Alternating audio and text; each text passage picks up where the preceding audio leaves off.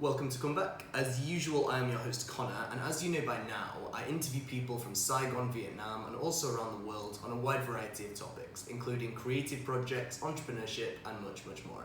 Now, today we will cover content creation with my guest, Saigon Sterling, and we'll also cover a topic that I believe Sterling is one of the only, if not the only, person doing such a task here in Vietnam, and we're going to see where we go with this conversation and more. Welcome, Sterling. How are you? I'm doing great. How are you? I'm great, thank you. And I'm delighted we're finally able to have this conversation. Yeah, absolutely. I think we met about 6 weeks ago, and I've been quite busy since, and things have hit up. But I'm really excited to finally sit down and I suppose hear more about your story. And so, thank you very much. Yeah, thanks for having me. I'm excited. Look forward to chatting with you. And let's have a go. Let's have a go. With that, I usually ask the guests just about the background. I suppose not say the general, who are you, but in order to become the person you are sat in front of me today, what was your upbringing like, as in your early years? Do you mind telling me, let's say, just a broad overview of what life was like for you growing up? Yeah, so I'm from Arizona, more specifically Peoria, Arizona, and lived there my entire life until I decided to make the transition abroad, and I picked Vietnam. But I absolutely love Peoria, Arizona. They used to call me P-Town's finest back in the day. It's a great city, a lot to do, sports, good weather. I don't do well with cold weather. Arizona's very hot, hotter than Vietnam most of the year. And had a great childhood, so nothing to complain about. I suppose I like to hear that. I like it when people mention, our childhood was great. Because I think for you, it's almost so rare nowadays. When I speak to a lot of people, and sadly, they not had a good childhood. So what I did personally, and I'm very, very lucky. So when I hear someone else say that theirs was good, I always feel like people did enjoy those formative years. Yeah, absolutely. I mean, if I ever moved back to Arizona one day, I would certainly consider moving back to Peoria. I lived there. Excellent. So. And Vietnam, how did that come about? So when I was working back in the U.S., I worked in finance for a bit, and anytime I had free time, vacation saved up, I would always travel. And I would travel on the cheap because I was younger and everything, and staying in hostels, and so I started traveling through South America, did that for a while, and then I was like, okay, I need something different, so then I picked Thailand, and yeah, my first trip to Thailand kind of really expanded my horizons, and very eye-opening experience. And so I knew I wanted to live in Asia, but I wasn't sure how to do it. So I started doing some research, and then at 25, I felt like I had a midlife crisis. So hopefully that doesn't mean I'm only living to 50, but I decided to sell everything I have, quit my job, and buy a one-way ticket to Asia. How I ended up on Vietnam is I was like, okay, I'm going to try teaching a try.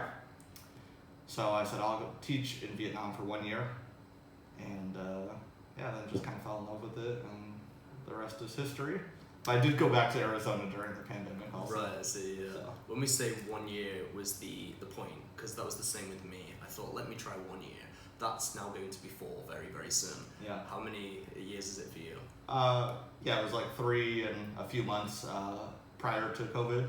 And then I came back here in March of this year, so I got to be right on 4 years. Right on 4 years. Yeah. What is it about Saigon, Vietnam that's kept you here, let's say on and off for the past few years? I'd just say the people, number one. I think the Vietnamese people are some of the most amazing people you'll ever meet anywhere in the world. They're very friendly and kind. They want to share their culture and experiences with you. And that's really nice, especially when you make a big move from your hometown, that's all you knew, and you don't know anyone, to be accepted into a lot of different groups and stuff very easily, and people are so friendly, it's easy to make friends, find groups. Why I love Saigon is I feel like the city kind of never sleeps. If you're bored in Saigon, there's no city in the world where you'll find stuff to do, I guess. Stuff to do, yeah. Yeah, because every single weekend there's some kind of event, festival, something's going on. The city's always got a buzz to it. And yeah, I love that about Saigon. I couldn't agree more, and I actually often find myself overbooked rather than underbooked, where I'll have 3 things to choose from in an evening. Yeah. I think, do I go to this but only for an hour and then this, or do I choose one?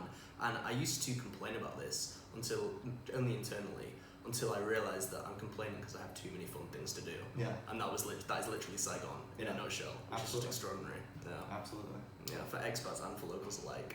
And I suppose, like, coming here to Vietnam, you've done the teaching, but also the content creation side of things. Did this happen prior to Vietnam, or something that you stumbled across here in Asia? So when I went back during COVID, did some work for an insurance company, and then in my free time, I was like, I've done the teaching thing. I kind of wanted to start my own business, and wasn't exactly sure what to do. I'm a big fan of Itchy Boots. You probably don't know who that is, but she's a female motorcycle content creator. And yeah, I love watching her travel videos and stuff like that. She does like 60,000 kilometer rides solo as a female through different continents and stuff like that. It's really incredible stuff. And so I was like, maybe I should make some kind of content. And so I actually bought one of her courses and taught myself like how to get filming equipment, how to edit, how to record audio, like everything. I was a total noob at it, I didn't know what the heck I was doing. Like when I first opened up Final Cut Pro for the first time, I was like having the keys to a Ferrari, and you're a 16-year-old kid and you're like, I don't know what I'm even looking at. I didn't have experience with any of that stuff growing up as a kid. Now I'm sure kids going through high school and stuff like that probably get some exposure to it, but when I was in high school, I did ceramics and culinary and those kind of stuff things. like that, home ed. Yeah, I know the procedure actually, as someone who also is a content creator, that when you first pick up the equipment and read the manual and you think, what the fuck is this? How am I possibly going to put together a cohesive piece of content?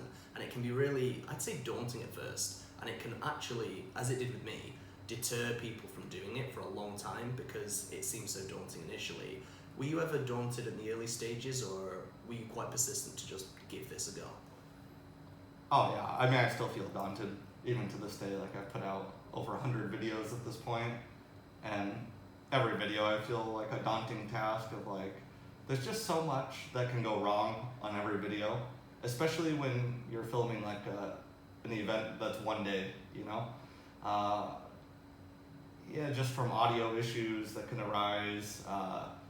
You meant to film something and you forgot, forget to film an intro, forget to film an outro, and then you're editing at 6 p.m. It's like, well, I can't just film an outro in my backyard, So, there's a lot of stuff that, I don't know, it always seems to me every video, I'm like, I should have done that, I should have done that. Do you ever get imposter syndrome when content creation?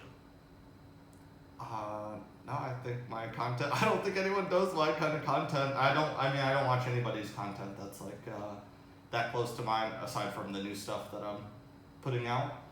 But even then, I've, studied the channels that do it, and I'm specifically doing mine a little bit different because of, I don't want to deal with some of the stuff that goes on with it, but we'll get into that a bit later. Yeah, absolutely. And before we talk about your current project, which is, I know, something that you're passionate about and I'm very interested in exploring, what other content would you describe yours as in, you mentioned the traveling, the female solo traveler who's the influence doing those 60k miles. Was it travel that you were more interested in your own content creation prior to this project? What sort of things were you doing?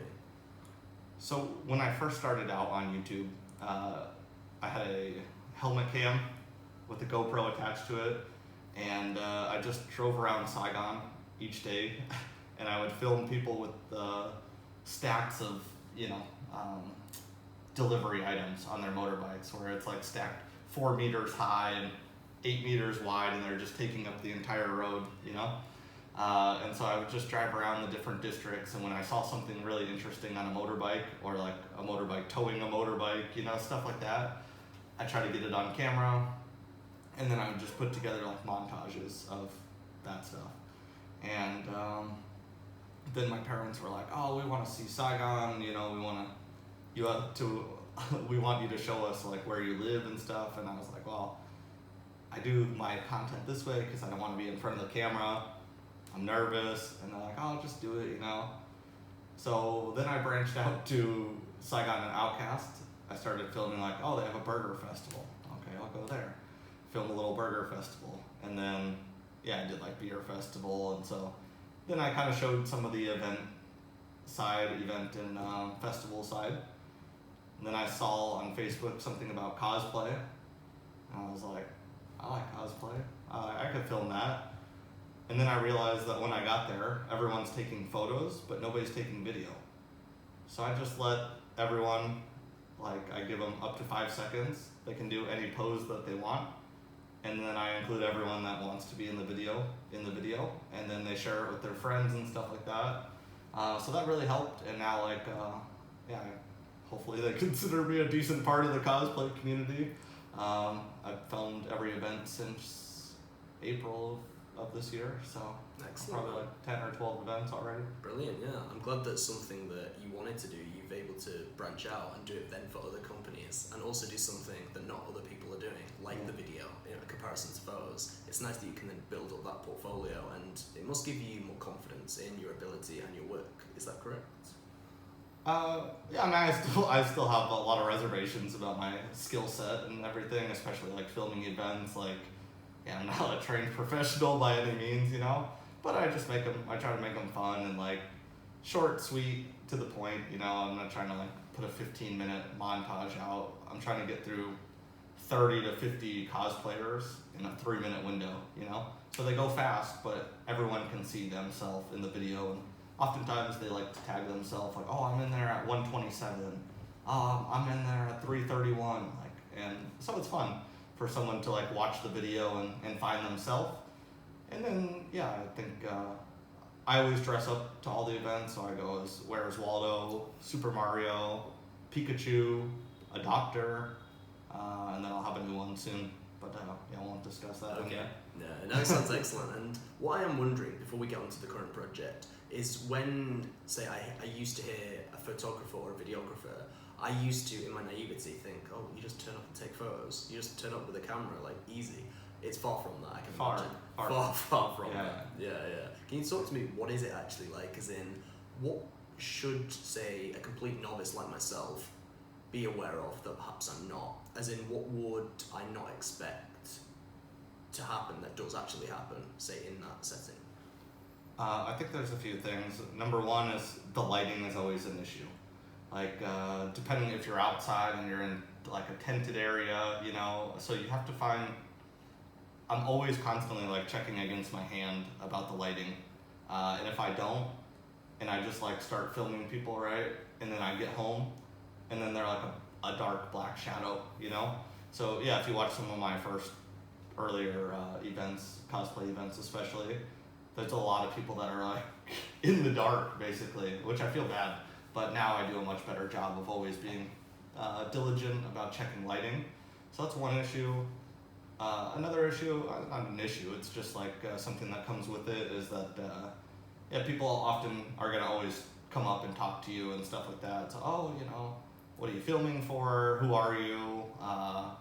Like, oh, can I, you know, look at your videos and stuff like that? And then you get into a 5-minute conversation, and then you walk 5 feet, and then another person finds you, and then they want to chat for 5 minutes, and then the next thing you know, you're there for an hour, and you have one person filmed, you know?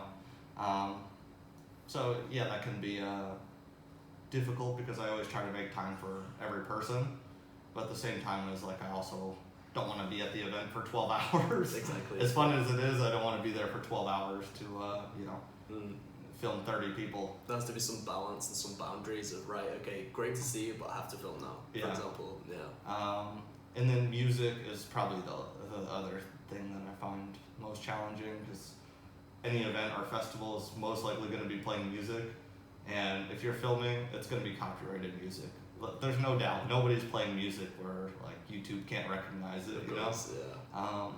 So the only way to get around it is, that's why I have people do it in like 3 to 5 second segments, because YouTube will like let that fly. Like, a 5-second clip of a song. But if you get into like 7 to 10 seconds, you're done. Right. They're gonna be like, oh no, copyright music. Noted. Yeah. And before this, are you more introverted or extroverted? Would you say? I'm always curious when I ask like content creators about the side of the spectrum that they sit on. What would you say for yourself? I don't know. I think I'm totally fine being by myself.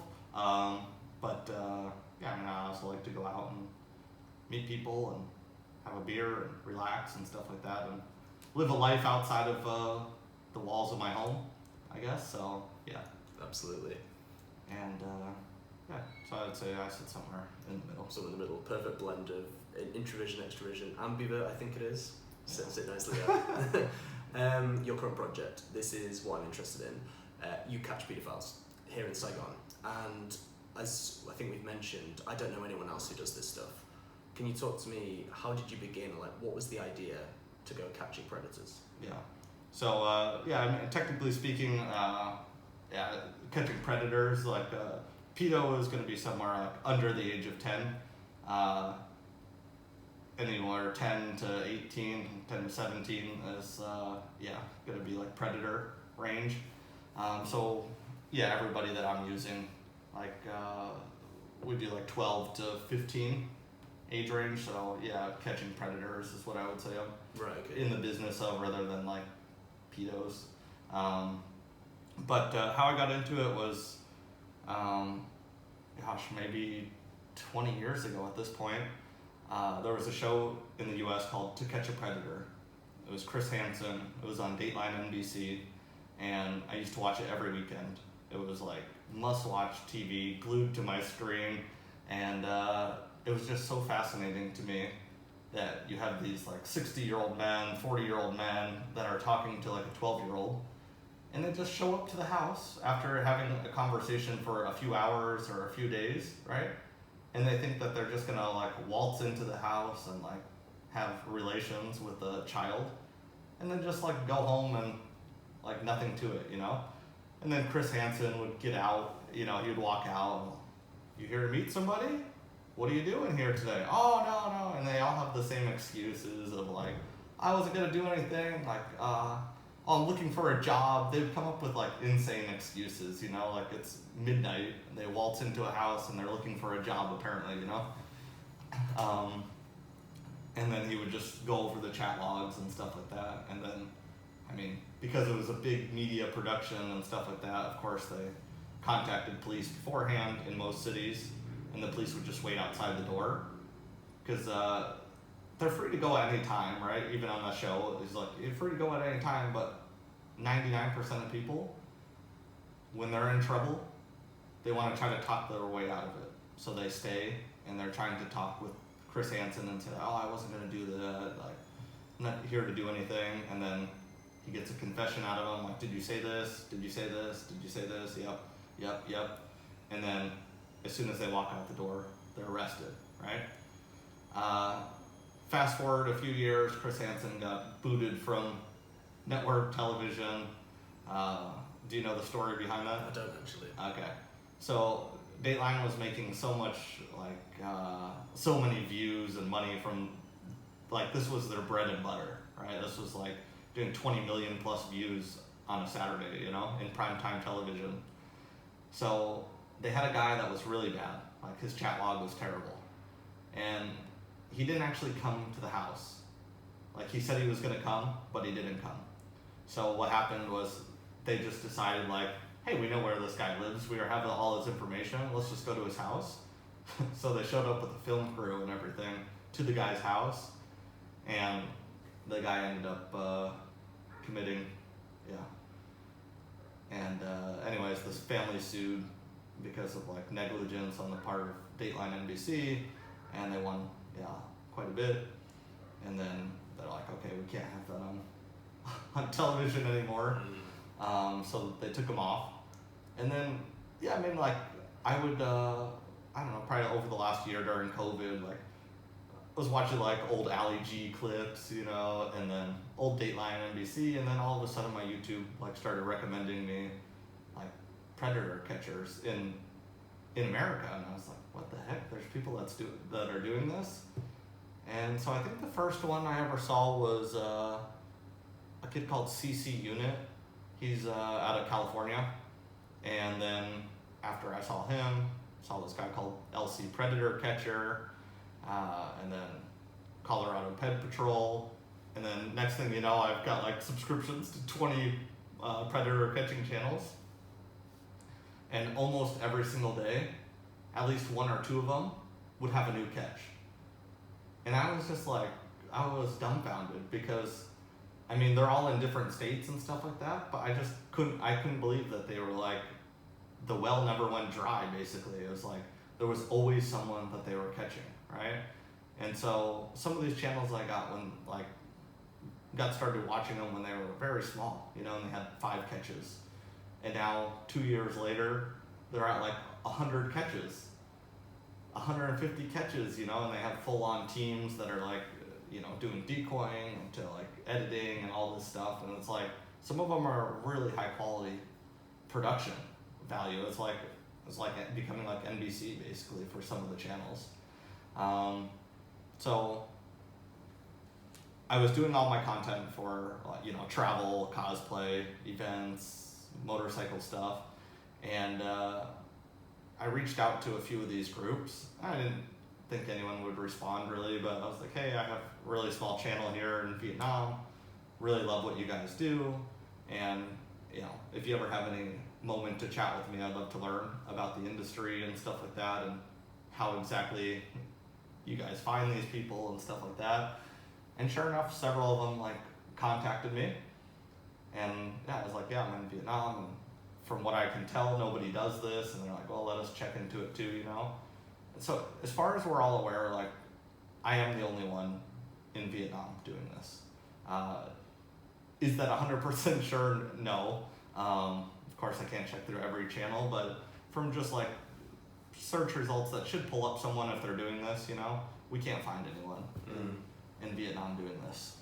So I know if it's an issue in America, right? And there's guys in Canada that do this as well, right? And then there's guys in the UK that do this as well. So if it's an issue in multiple countries and people are doing this, and the well is like never dry, they're always constantly catching people and stuff like that, I figured, hey, I've got some experience filming.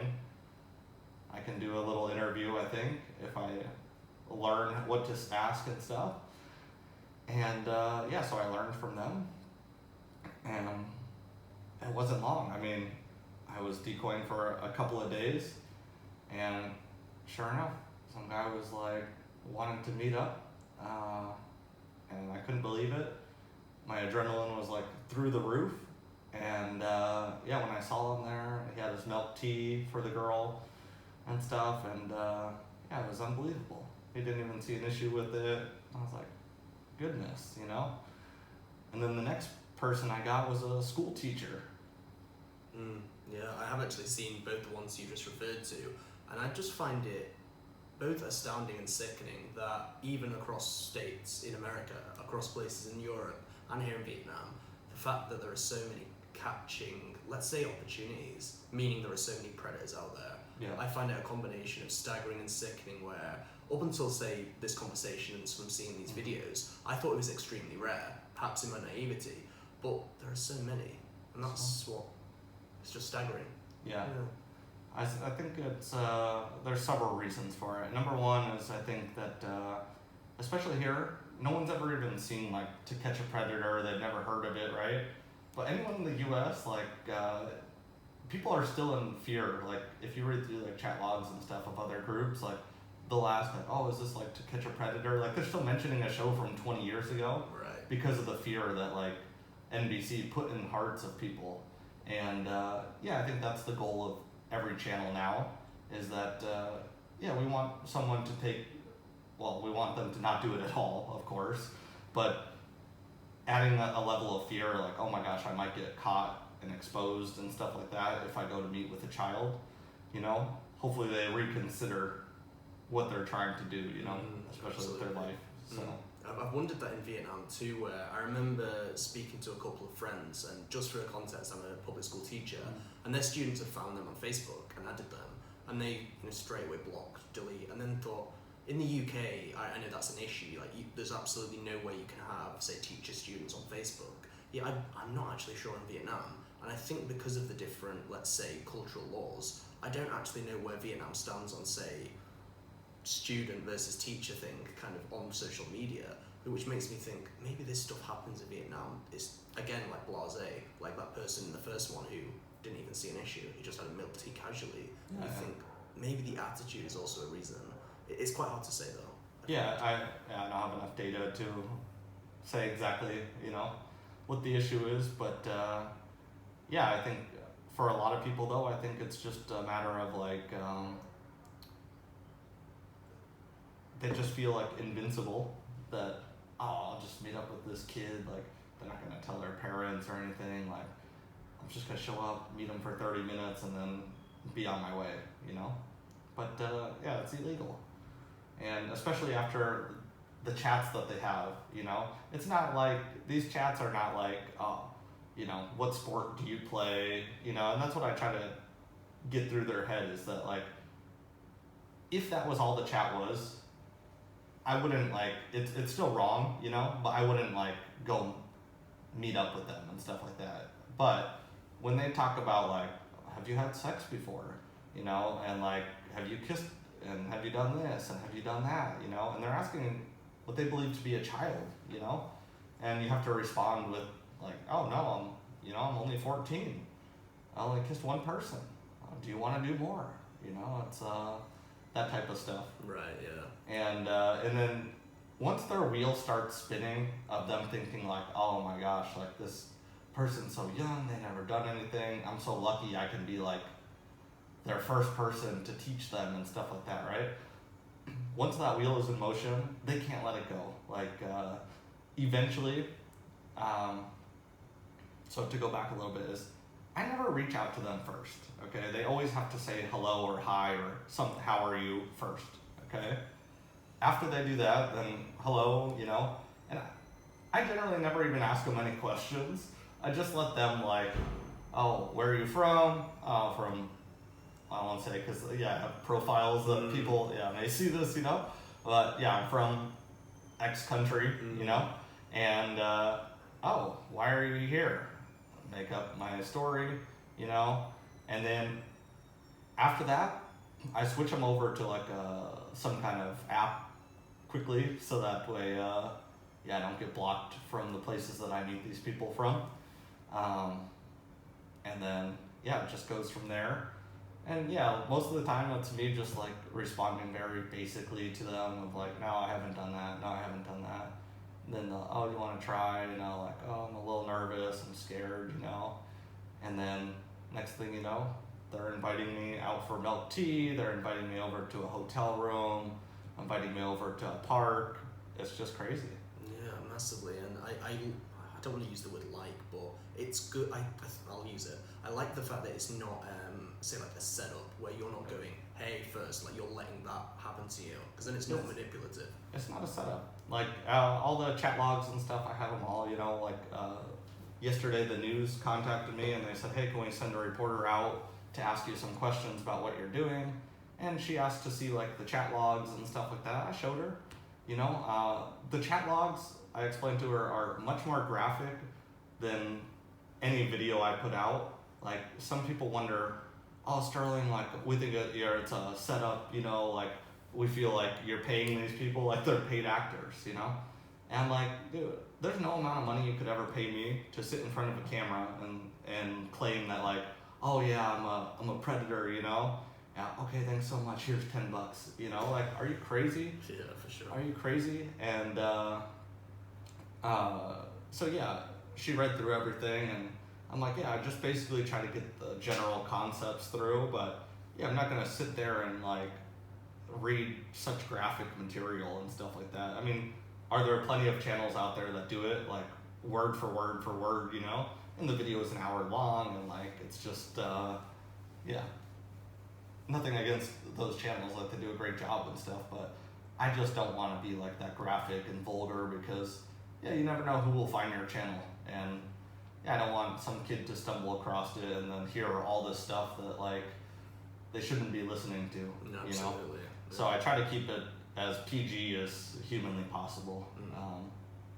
Just out of respect for, and also I want parents to be able to sit down with their child and say like, hey, look at this, like you're the same age as this person that was trying to meet, an adult, or an adult was trying to meet this person your age, and that should be a conversation that parents have with their children, I believe, and if they have an example to show, right? Because I watched the show with my parents, the To Catch a Predator. They're like, yeah, if an adult talks to you and you're, 13 years old, what should you do? I'll block them and move on, And most people, I don't want to make it seem like, this is like 10 out of 100 people that are like chomping at the bit, But it's definitely enough where the phone is always busy, with someone. Like there's always someone, not necessarily that I'll end up catching them, but someone that's not immediately like turned off by the age. Like I tell you, oh, I'm 14 years old, and rather than you just straight blocking and moving on with your life, you're more curious about like, oh, well, do you play any sports, And some people, they get that way, is like they don't actually get sexual, but they still carry on like a normal conversation about like, oh, what's your favorite movie and stuff like that. And I mean, that's again not illegal technically, so I don't meet up with those people. But at the same time, it's very strange. Like I'm sure no parent would want their 14-year-old child talking to like a 47-year-old guy about their favorite movie and sports they play, and it's just weird. Like they have nothing in common with each other. I know exactly what you mean. Like there's almost like, oh, do you like sports? And you think, where's this going? Like why are you having this conversation if they're 13, 14? Like I agree with you. The first instinct should be, oh, blocks, move on. Yeah. If that happens to you. And most do. Most say like, oh, you're too young. Well, they might make a comment real quick of like, oh wow, you're way too young, and then they immediately block. Yeah. And that's how it should be, And when that happens, I actually get more excited about that than like my life would be a lot more peaceful if I didn't have to catch anybody, right? If I could say like, oh yeah, Saigon is totally great. We don't have anybody that's trying to meet our children and stuff like that, then it would be great. Parents could rest easy. Kids can have a childhood and stuff. No one has to do this kind of work. That's great, But the unfortunate reality of the situation is that they exist in every part of the world. It has nothing to do with Vietnamese people. It has nothing to do with America or UK, Canada, Mexico, South America, wherever it may be, Australia, right? It's just the concept that like most of the time someone has suffered from trauma when they were a child. Like maybe someone touched them when they were quite young and they were a child, so they didn't recognize that like, oh, this isn't right. And then they grow up and now they're 30, 40, right? And they like, oh, a 13-year-old is talking to me, right? Like, oh, my whatever was talking to me like that, and like, oh, I think he did something to me, so it's fine, so they like continue the cycle basically. Right, yeah. And that's what all the groups try to prevent, is just stopping the cycle from like previously abused people abusing more people. And what they really need, like they really need, is therapy and counseling, most of them, to talk through like whatever the trauma that they suffered in the past. Because I really believe that most of it is past trauma. Maybe that's naive on my end, that to think that like, oh yeah, everyone just has, or a lot of them have suffered from past trauma, as opposed to like, no, there's really just this many people that are interested in children that haven't suffered from any trauma. And that could be the case too. Yeah, I was going to ask about what you've perhaps realised, because as this conversation was going on, we've alluded to it could be past trauma, and I thought earlier it could be this kind of power play. When we spoke about you've never had sex with anyone before, and then they might have that idea of, oh, I could be the first, which is this kind of, I'd say, power play idea of kind of bigging themselves up to be like invincible. I was wondering whether it's trauma, whether it's power play, or if there are any other factors. I'm just wondering the motivations for these people. And from your experience, what have you found? Would you say it's a combination of those two, or is there anything else? So the power play thing, I don't know if that has something to do with like just culture around the world is like, you know, how like movies and stuff like that is always about like taking someone's virginity, right? And that's like, yeah, any high school movie you watch is all about that kind of stuff, right?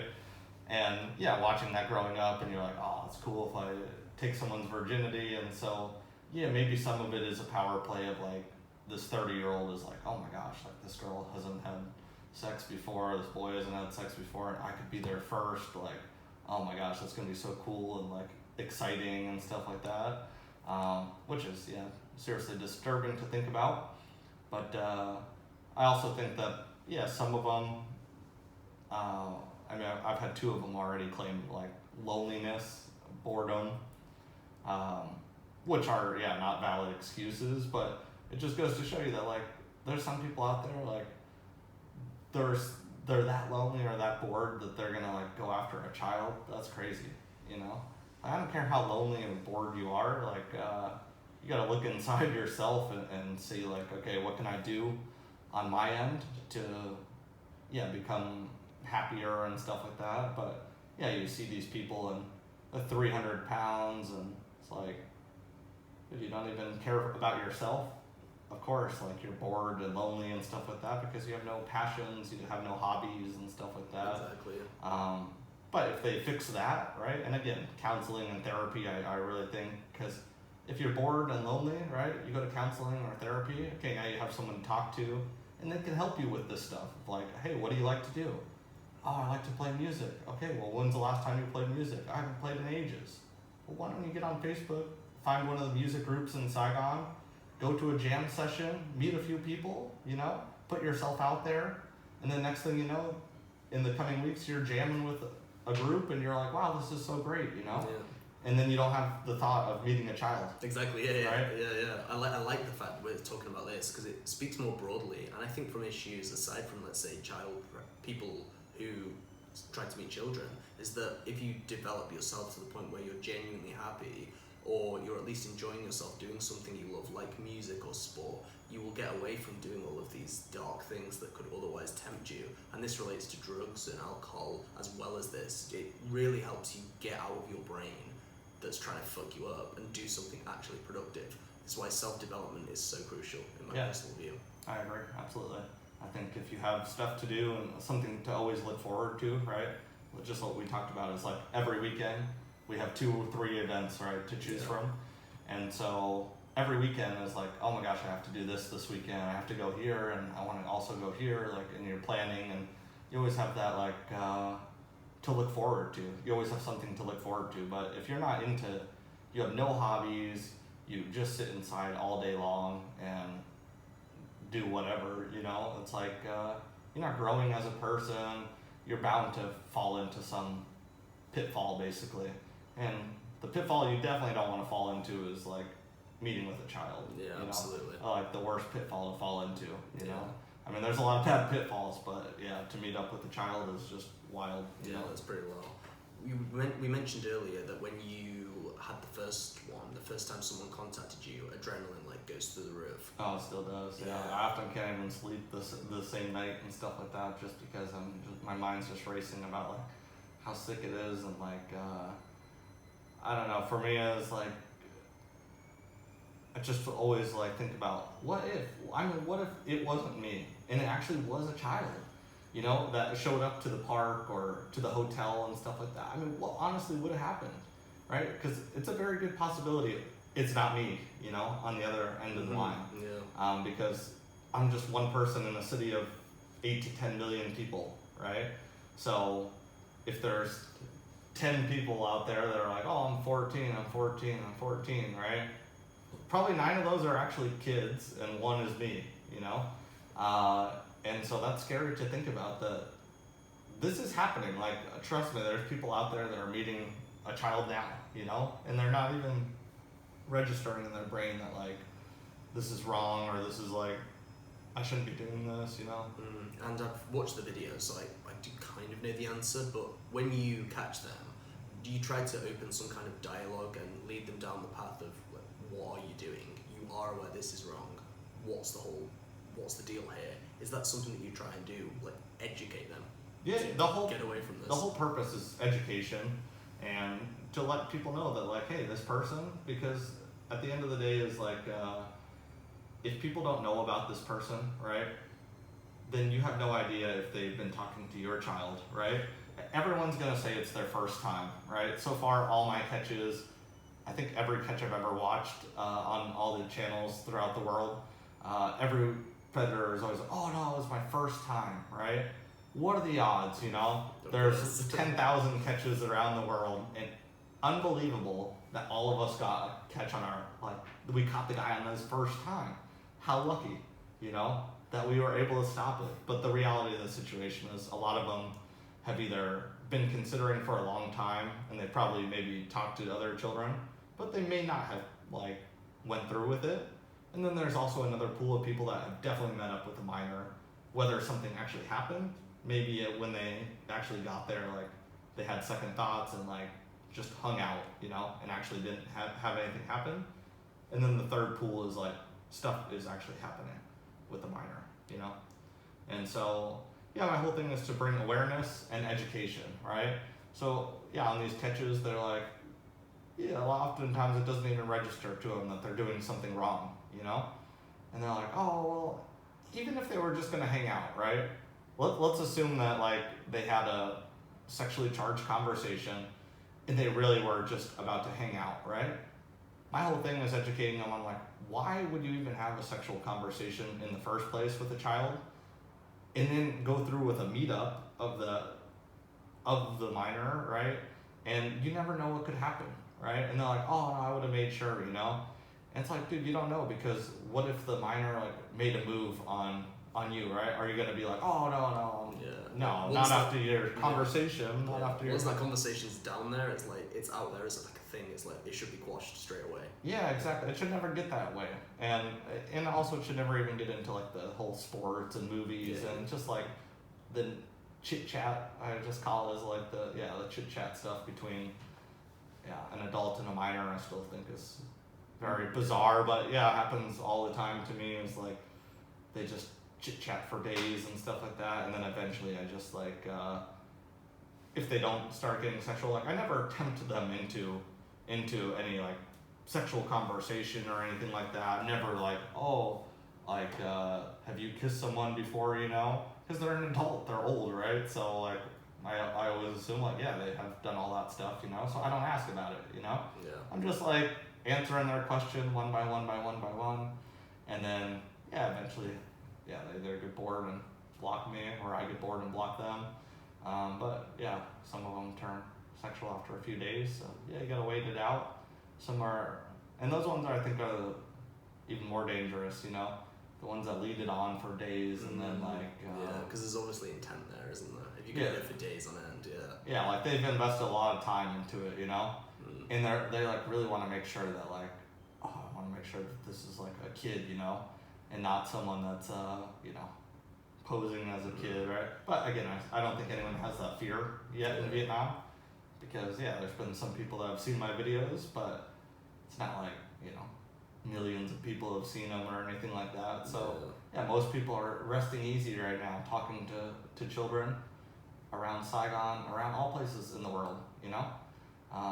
So it takes a group effort to have more teams out there and stuff like that. Like, I would love it if someone saw my videos and they say, wow, that's interesting. Like, I would love to learn about that and start that up as well. I would love it. Like, if we had 5 groups here doing it, it'd be great, you know? But yeah, I think it'll take some time. I think this is a really new concept here, and we'll see where it goes. For sure. And am I able to ask you, like, how it's done? As in, are you under a dating profile, or? So there's, like, about 15 different sites that we use, and yeah, how we do it is basically we always say the age within the first couple of messages, like 2 or 3 messages in. This is not like some long drawn out saga of a week and then, like, oh, hey, do you want to meet up? Oh yeah, by the way, I'm 14. You know, it's not like a last second thing. It's, like, told throughout, and that's what I was showing the news reporter last night. Is like, listen, here's where I dropped the age first. Here's where it's dropped again. And throughout the conversation, you can see how I talk about like, oh, I'm in school. I'm with my parents. I can't answer the phone. Because they'll try calling me. They'll try video calling me. And so I'm always like, oh, I'm with my parents, you know? And like, oh, can you meet here? Oh, I don't drive a motorbike. I'm too young. You know, so I'm constantly like giving them reminders of like my age. And also, if you saw I'll show you off camera, my profile picture and stuff like that I'm using. Like, dude, there's no way anyone, I can show you here real quick. There's no way anyone reasonable would ever think that this person is 18 or even close to 18. And so when you see this, you're gonna be like, oh my gosh. Like, I always make it so that there's like literally no doubt, you know? Yeah. Okay, so like here's one example. Oh Jesus. And then I do like stuff like that to make it like obvious, yeah. more like a child, you know? I see, yeah. And see, so, I can tell that's obvious. Yeah. And so and so there's like when people are like, oh, the person said they're 18. Yeah, they didn't say they're 18. Never say I'm 18, you know, it never happened. Yeah, absolutely. Now I'm interested in like how it all works, and I'm glad it's actually clarified, because then there can't be any defense really. There can't be any, oh well, he tricked me. No, like the age is said, the conversation said, everything's transparent. They reach out to me. So yeah, I think the thing I want to be most clear about is they reach out to me. The age is set up front. There's no like, there's not like 10 days worth of conversation before they learn the age. Yeah. Okay, age is dropped, and then like I said, most people you lose right away because they're like, yeah, you're too young.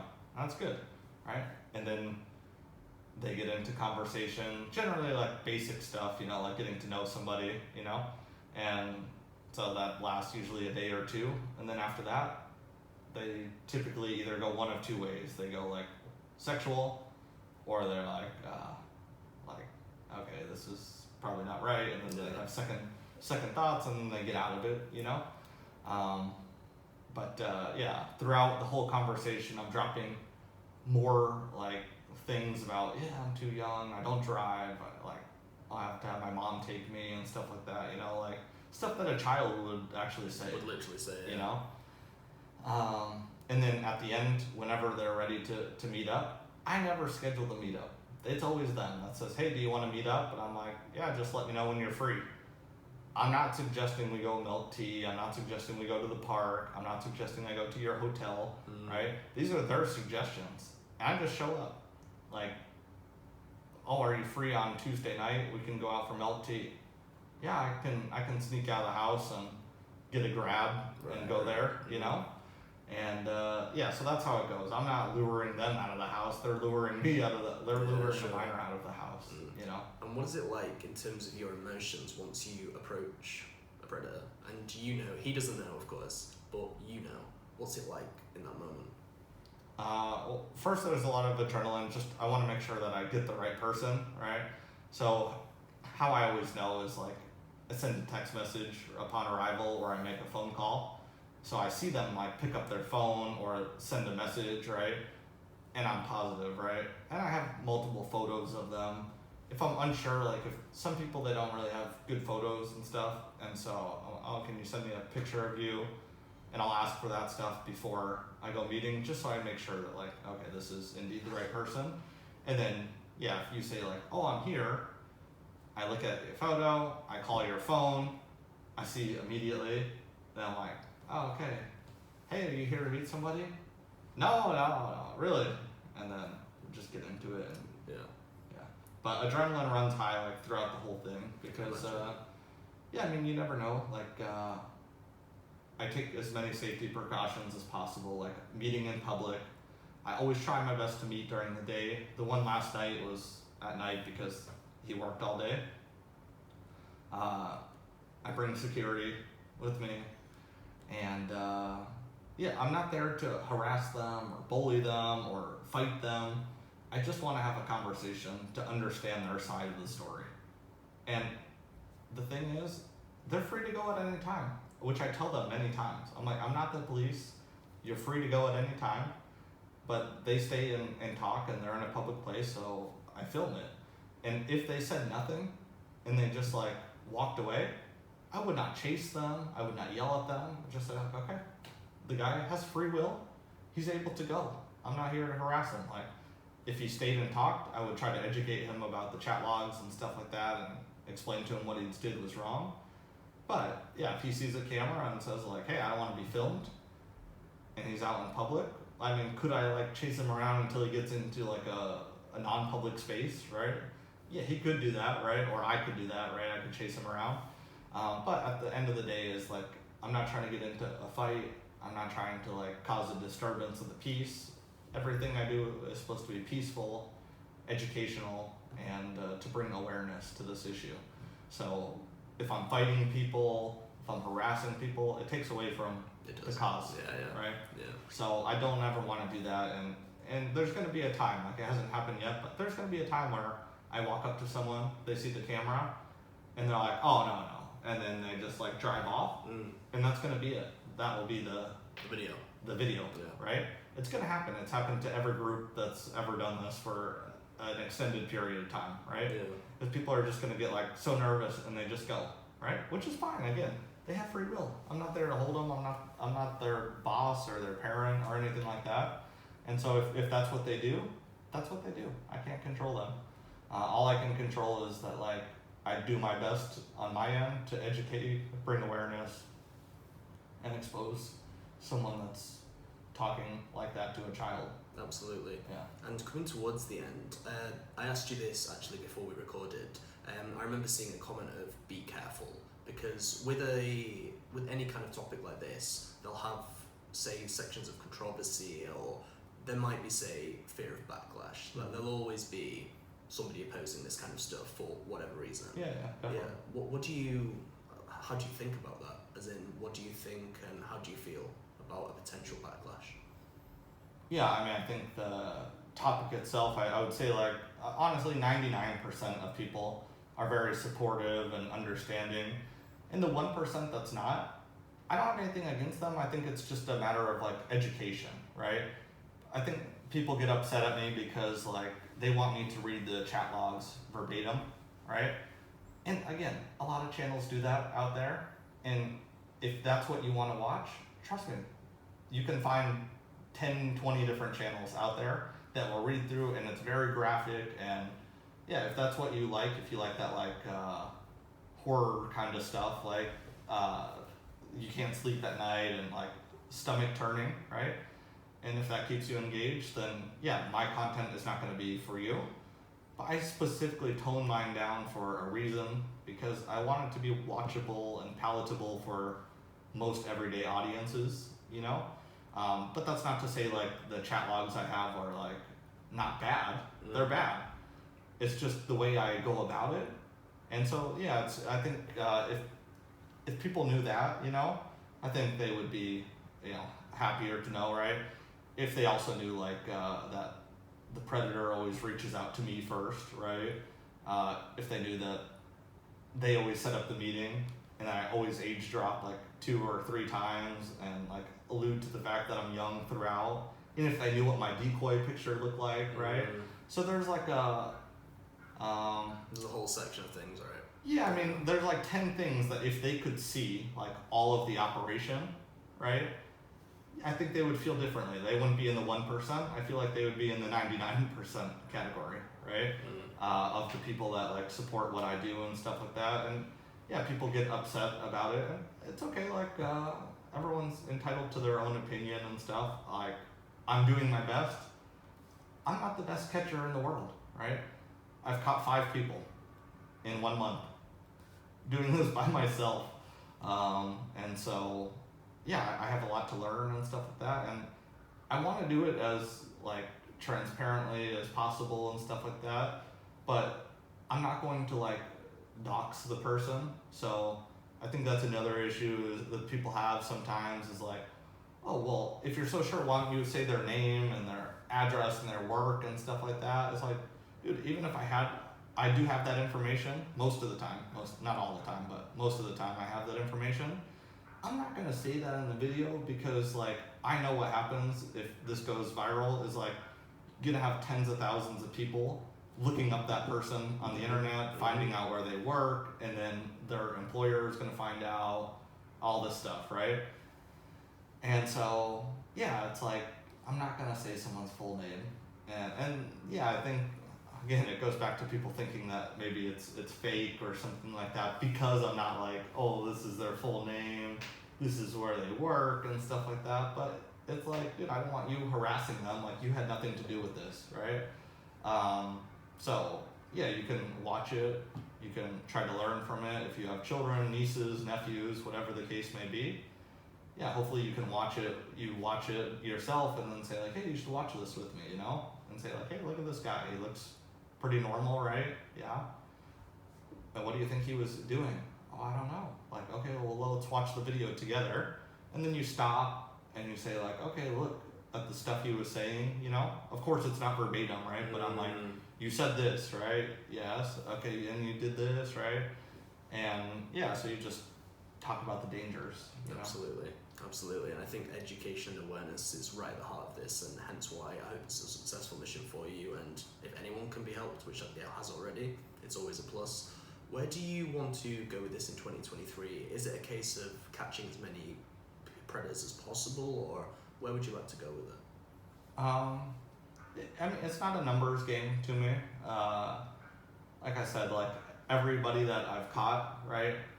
I have good evidence, like the police see it, you know, or a family member sees it, an employer sees it, right? And they read through it.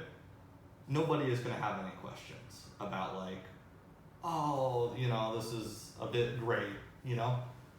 So it's not a numbers game, it's quality of content, not quality of content, quality of like catch, you know, is that I want to make sure that, yeah, they've been informed of the age a couple of times. I want to make sure that they know like this is a young person and they still want to meet up and stuff. And if that's the case, if they still want to meet up, then I'll meet up with them, you know. But I'm not just out there to catch, you know, try to set a world record of 500 catches in 2023. I will say that since I've started doing this, that I think a bigger long-term mission that I would love to be a part of would be going to different countries and staying for 1 month at a time and just taking my phones and just going out to each country, stay a month and catch who I can, you know, get 3 or 4 catches in, you know, Cambodia, then go to Thailand, get a few catches there, go to Australia, do it there, you know. Like I said at the beginning, is that this is not targeting a group of people or anything like that. I've already caught, you know, I caught 2 locals, so 2 Vietnamese, 1 guy from the UK, and 1 American.